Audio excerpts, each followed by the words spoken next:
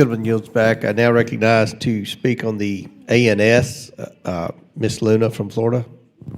Thank you, Chairman.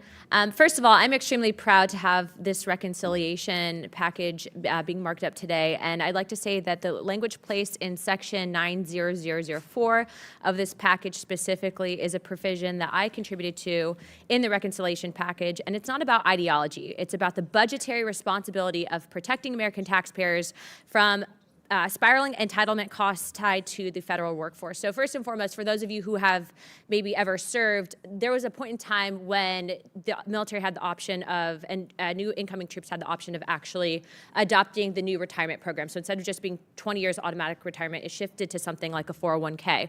What this provision specifically allows is for new hires to either opt into a traditional first protections where they have the option of increasing their personal contribution by 5%, or if they choose not to, having access to more cost-efficient personal track.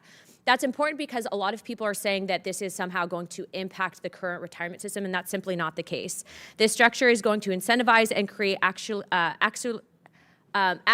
beneficial dynamic changes for the Treasury, allowing the CBO to reduce the deficit by over $4.5 billion over the next decade. So I understand everyone here is representing their districts, their constituents, and what I can tell you is, first and foremost, it's really important that the facts and the evidence is out there. We are not trying to attack people's retirements. In fact, we're doing quite the opposite, and if you have a runaway train of debt, ultimately understand that that can impact everything from Social Security to these retirement packages, so we have to be fiscally responsible.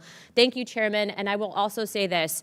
Unfortunately, right now, because of the amount of, I think, partisanship in regard to this topic, I think a lot of people are genuinely scared about DOGE. And the fact is that DOGE is actually doing right by all of the American people by ensuring that future programs, future generations are not left on the fiscal hook of debt, but also to have the opportunity and access to the American dream. So I understand what everyone's here is trying to do in regards to their constituencies, but it's very important that we have those facts out there. So thank you, Chairman. I yield this time, and I urge all of my colleagues not just to support this amendment, but also to support this reconciliation package.